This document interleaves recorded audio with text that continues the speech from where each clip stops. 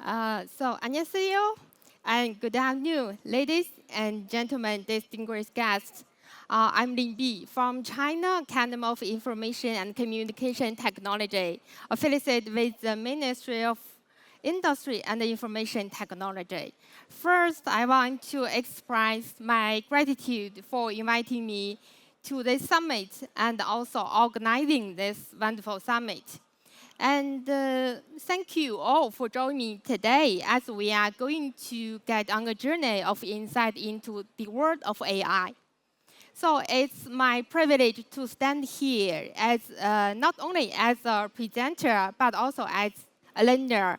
I want to share my introduction and introduce and enrich my understanding through this summit. And I hope I have more communication with the experts here and also the expert leaders here. So for the next half an hour, I will deliver the topic, the development of AI in China and also the international cooperation. So my introduction contains 3 parts. The first one is the international cooperation based on our research and understanding. And the second one is the development of AI in China. And also the third one is also the most importantly is international cooperation that we have carried out and hope for the future. So here AI is a GPT. So you must think this statement is not accurate enough. But this is what I have learned from the Stanford course, and it's very interesting. I want to share with you. So here GPT is not generative pre-trained transformer as we have said in the chat GPT. So here GPT is the general purpose technology. So as we see from the history, the steam engine essentially ignited the industrial revolution as we use machines to move things around and we do important physical things. So ever since then, the living standards have grown at an exponential rate and also has caused great revolution of the world. So steam engine, we can say it's the first GPT. It's just the first general purpose technology.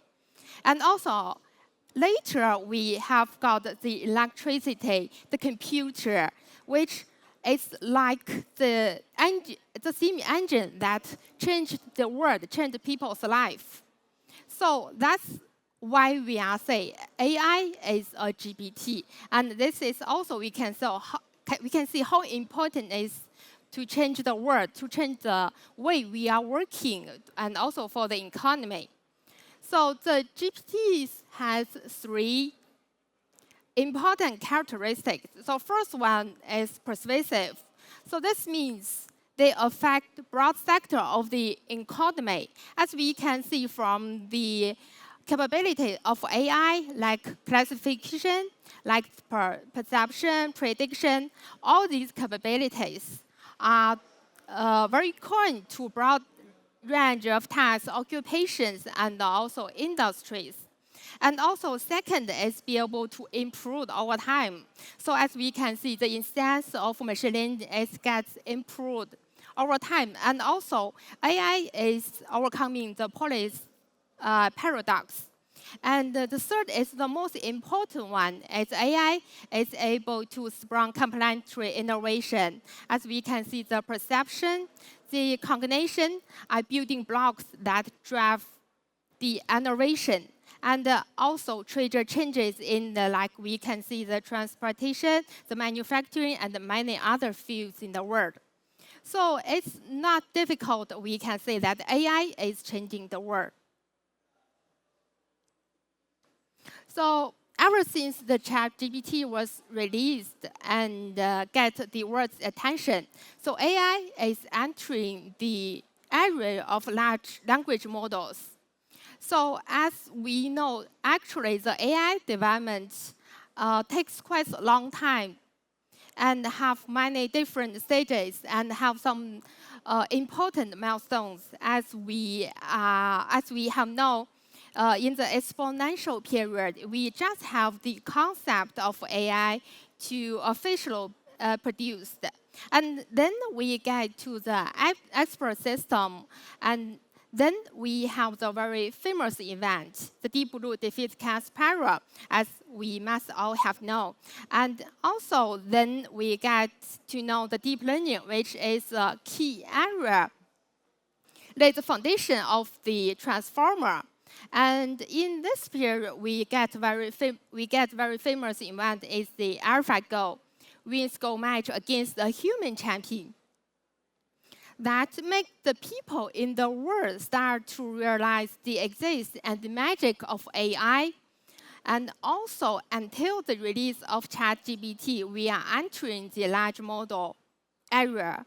So, as we know now, the AI is influence our working, it's influence our economy. And for the future, we are going to add, going to the intelligent agent area where like we can have to take actions. So here is some number and parameter of the scale of the large language models.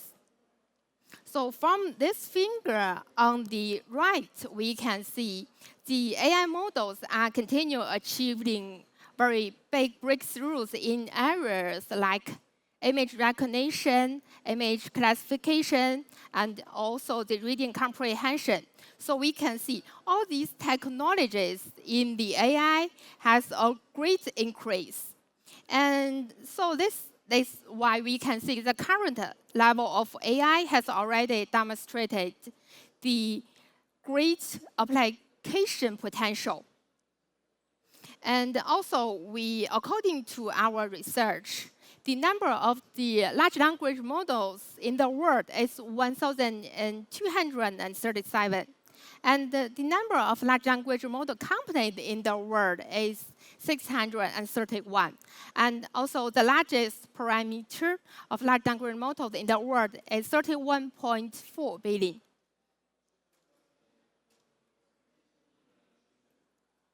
So let's see some characteristics of large language models as we get to analyze. The first one is the high scalability. So as we know, the increased parameter scale, the computational volume, and also the training data has led to the continuous performance improvement of AI. And the second one is the strong ability of the multiple tasks. As we all know now, a single model can now support multiple tasks and modalities. So, and also now we can even handle cross-model tasks. So the third is the high adaptability of capabilities. So this means that the model can be enhanced through technologies like model fine-tuning and also prompt engineering. So with these characteristics of the magic large language models, we can see some important impact for our life and for our economy. So for the recent impact, we can see it's unlike the previous automation and information technology that replace the low-income labor. The AI technology is now like represented by the LLM are first impacting the middle class with the higher education and the higher income. So we have the typical examples like the knowledge-intensive field, like programming, like writing, like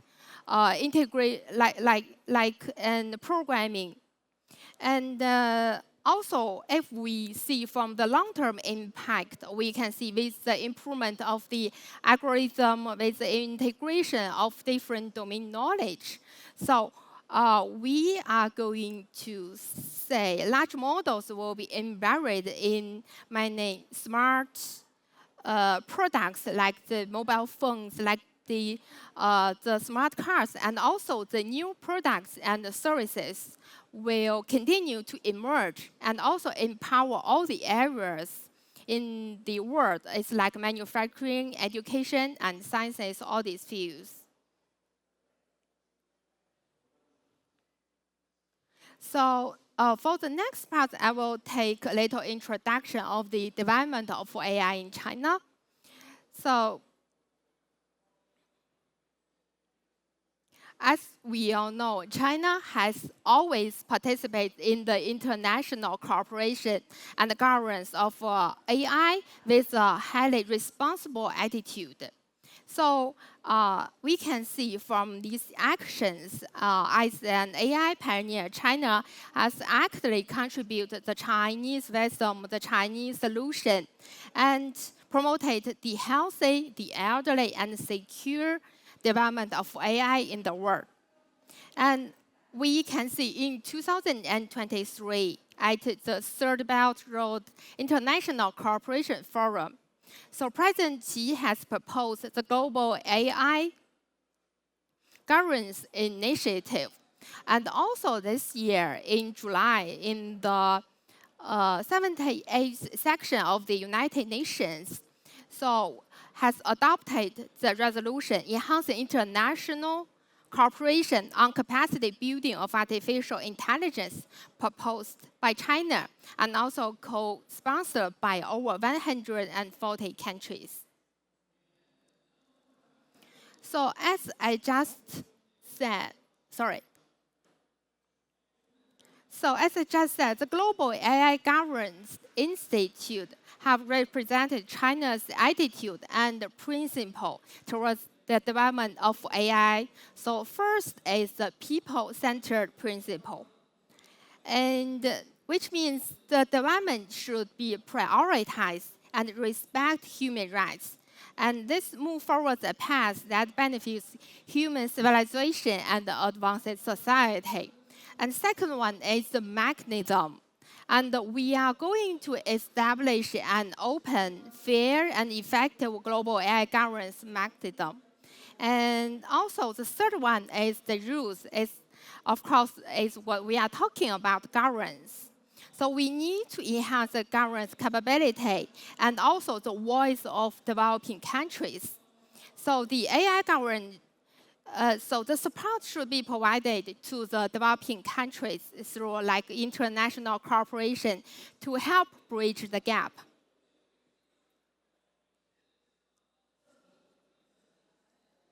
And as we talk to the development of our domestic strategies, and from the strategy layout, China has places a very high priority for the development of AI in the very early time. So in 2017, the New Generation AI Development Plan, which is the first national plan of AI in China, is published. And this document outlines the guiding principles, the strategic objectives, and the key tasks that give guidance for the AI industry. And also, so this year in the government working report has proposed to have a deepened research and application of the data and AI. And also this year, we are launching the AI Plus initiative.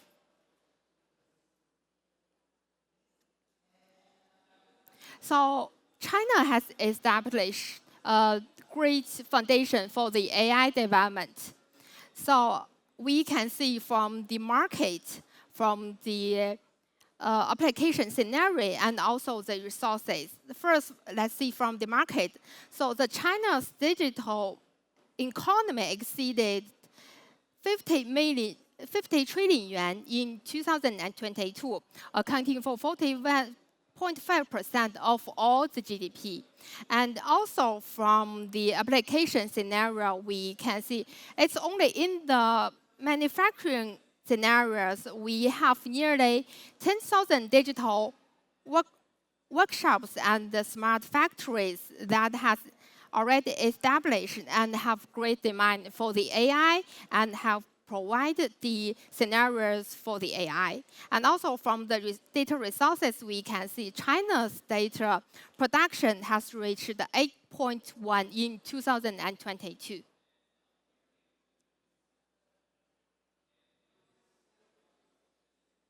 And here we can see some statistics that represent the development level of China.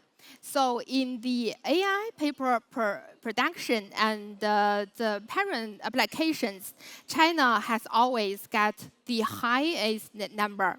So for the global distribution of AI companies, China has 15% of the total. And the number of the large language models is 442. And also, as we see the published paper, as from 2013 to 2023, the global number of AI research papers has reached 1.17 million, and China gets the top list of 368,000 publications. And from the 2014 to the 2024, China's AI patent application volume had reached 806,000, maintaining the global lead for the 5 consecutive years.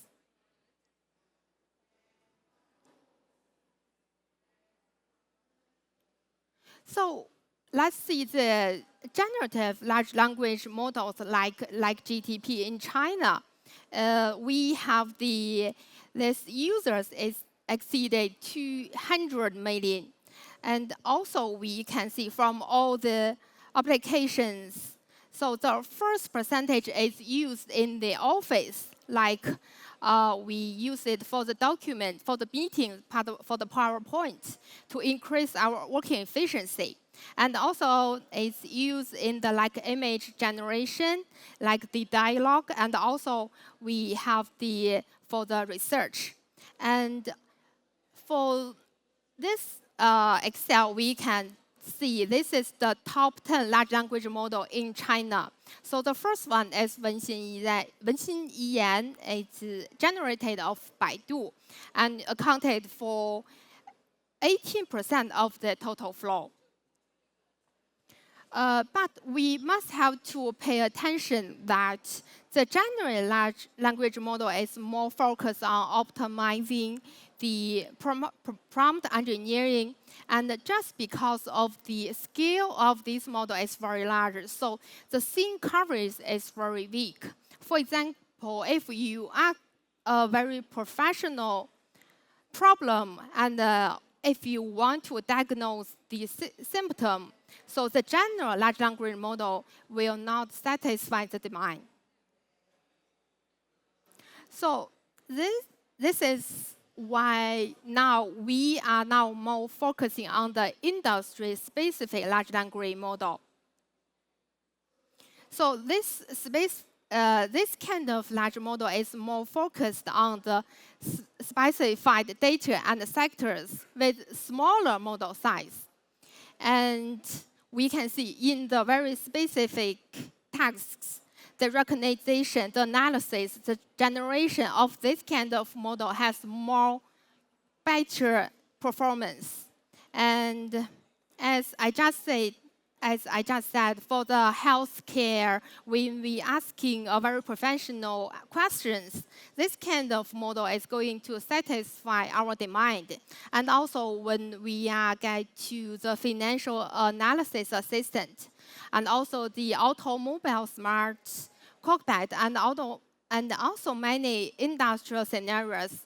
For these very professional scenarios, so this kind of specific large language model will have very good performance. And also we can see in the below for the entire value chain, so the large model can also have very important functions like in the manufacturing, it can have the risk detection and has also the industrial control. And also for the operation mechanism, we can have the data analysis. And in the marketing service link, we can have the marketing content generation. And also the last one for the smart products, we now have AI embedded in the smartphones, in the smart cars.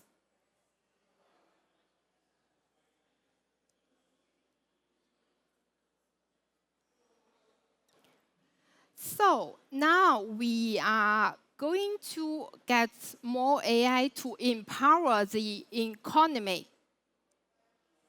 But we are thinking that which kind of industry we are going to get empowerment first, and why we are choosing these kind of industries. So here we have three characteristics of industries that is suitable for the AI empowerment. First one is clear demand and a very robust revenue model. And the second one is the high requirement for the production efficiency and accuracy. And the third one is the accumulation of large scale of these industry data and also diverse industries business scenarios. So now what we have in mind is now manufacturing. So we are thinking about the quality inspection. We are thinking the safety production and also the healthcare, where we can have the disease diagnosis and also the treatment plans. And of course, transformation, we can have the autonomous driving and also the intelligent navigation. The finance, we can use AI to have the risk assessment and also the fraud detection. But when we thinking about the empowerment, we have to think about these risks, these challenges we are facing. So the first one is the cost. As we all know, the AI industry investment is very huge, and the return of the investment, like for the digital transformation of the real economy enterprises, is lengthy. So we have these cost and benefit conflict. And also, we also have the more challenge for the abilities. So we are going to require higher supply capability for the vertical fields to have the AI get empowered, and also for the application capabilities. So some may face the low data governance and also lagging platform development. And the second is the most important is safety. So in the applications of AI in some important fields and also critical processes, the accuracy, the reliability, and also the safety is very crucial. So we are thinking that a roadmap of AI implementation needs to be developed for the key industries. And also, this is also what we are working on to have more research to give the roadmap for the AI.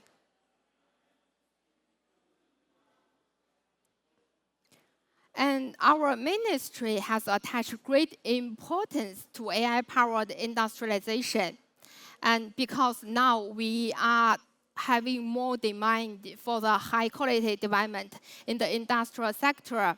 And also, we will want to optimize the industrial structure. We want to integrate the digital and the physical industries, and also we are promote the green development. So with all this in mind, based on all the scenarios, we are going to use AI. So what we are going to do is to accelerate the intelligent upgrading of the industry. And we are also going to develop smart products. And also, we are going to build the high-level enabling industrial manufacturing system.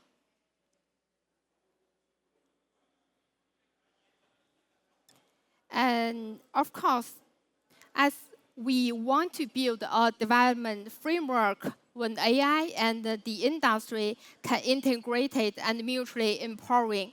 And of course, this development needs time and have to go through different stages.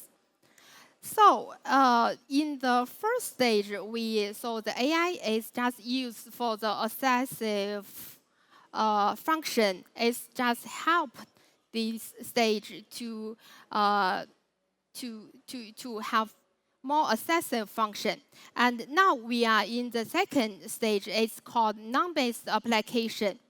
It's for the non-real-time procedural processes, which means in the design procedure, we are used this AI to have generative design instead of the human brain design.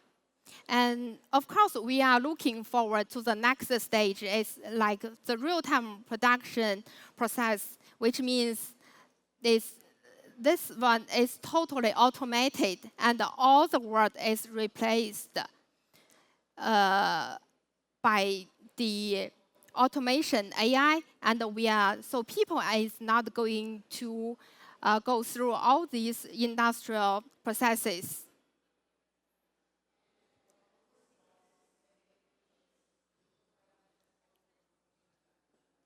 And of course, when we are talking about the AI development, we have to think about the risks and challenges. So AI is a double-edged sword that driving the economy and the social society to get progress, but also bring many risks and challenges to the humanity. We have divided into 4 dimensions of risks.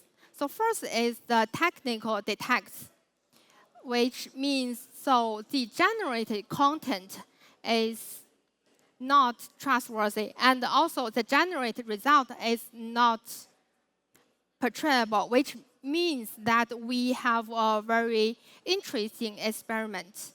Like we asked the model a very tricky math problem, and we asked the ChatGPT, the Cloud, the Gemini, the Wenxin Yan, all the very famous models, this math problem. But actually, only a few models give us the correct answer. So this means the generated result is probably not accurate. We need to have the ability to distinguish if the result is correct or not. And the second one is the personal privacy. It's very clear that we may face the privilege leakage, we have the data bias, and we have the technical abuse. And for the enterprises also they have to face the trade secret leakage, they have to face the corporate infringement risk, and also the privilege infringement competition. And for the society, it's very clear that the digital divide is expanded, and also for the job market, where most people are afraid that their working is going to be replaced by AI. And also, we also have the crisis public safety, as we have seen in the movie that the robot have taken the world. So in order to limit all the risks, the challenges, we are going to strengthen the regulations. So as now we have the content governance, we have the face recognition, we also have the technical asset review laws. With all these regulations, we have the methods to limit the risk. And also, we promote more safety technologies. As we all know, the OpenAI is now to filter their training data. And also, we now have the industry paragraph, and we have the industry model to increase the accuracy of our safety technologies. And the third method is we are exploring the platform autonomy. And as for our academy, we have established the Safety Governance Committee and also the AI Value Partner Program.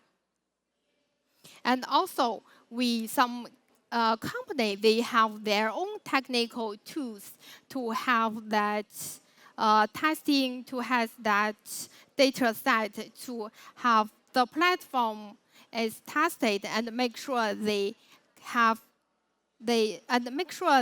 going to follow all the regulations and they are not facing the risks.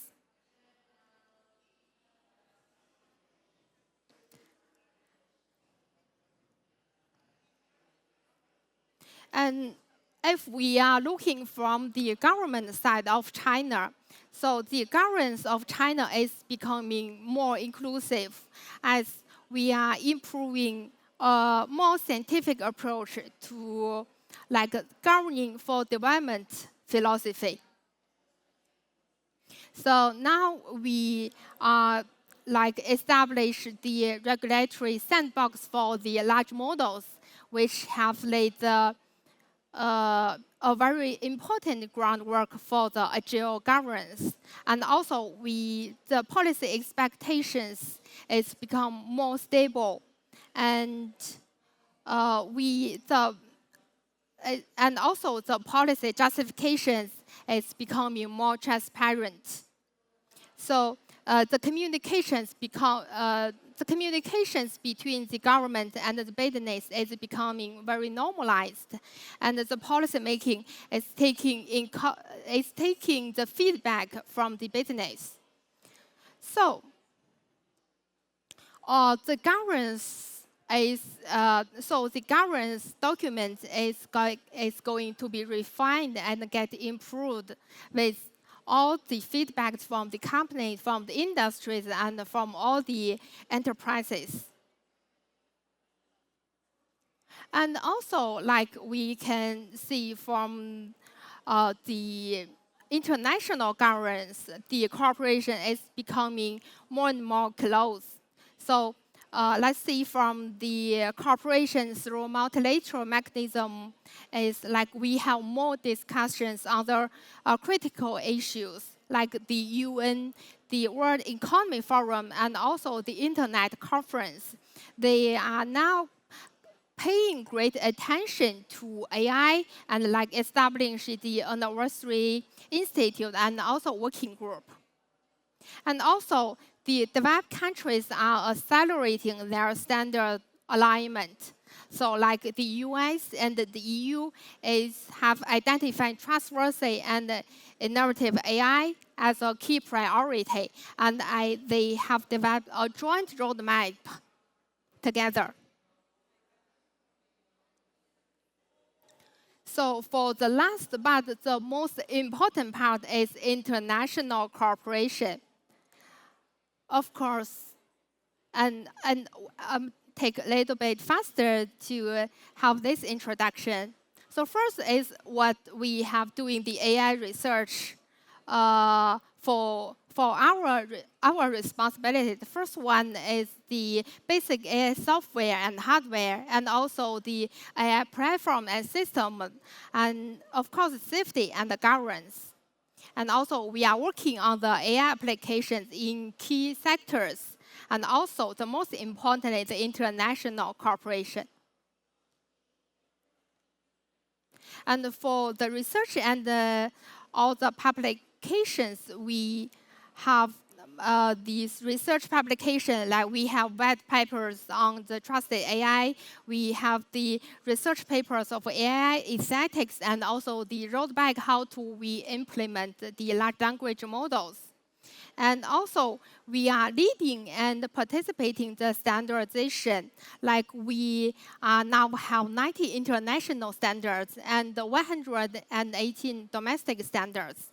And also, we have testing for the large models, like the performance, the safety, and also we have the software and hardware performance testing.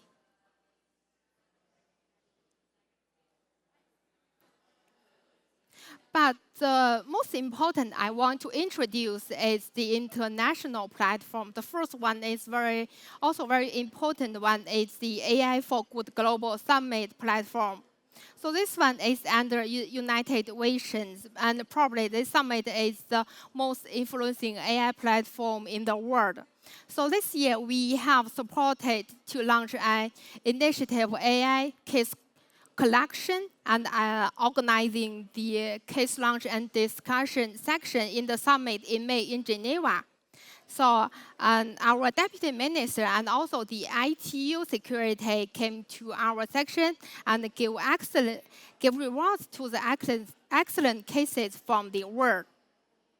And also in July this year, 2024 World Artificial Intelligence Conference, the AI for Good first came to China and have organized the AI for Good Initiative for Impact Forum. So this have given great influence to the world of how AI application is getting improved.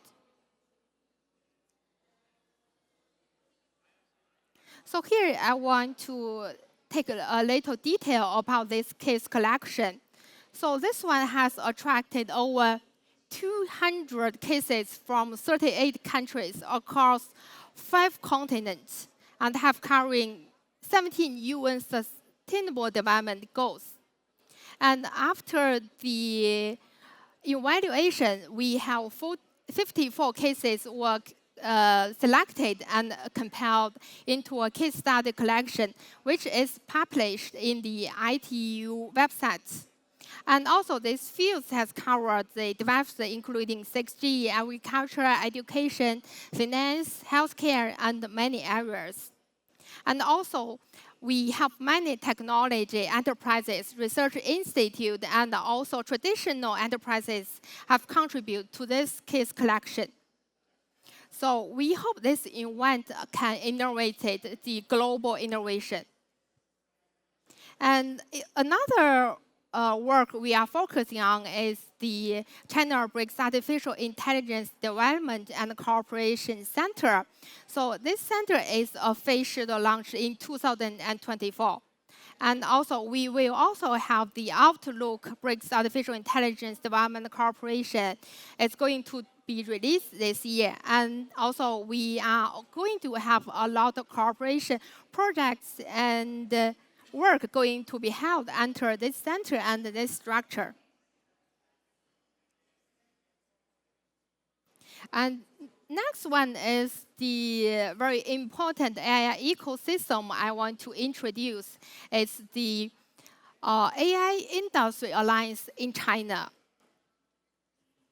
So this alliance has formed an innovative cooperation network that to serve the development of AI industry.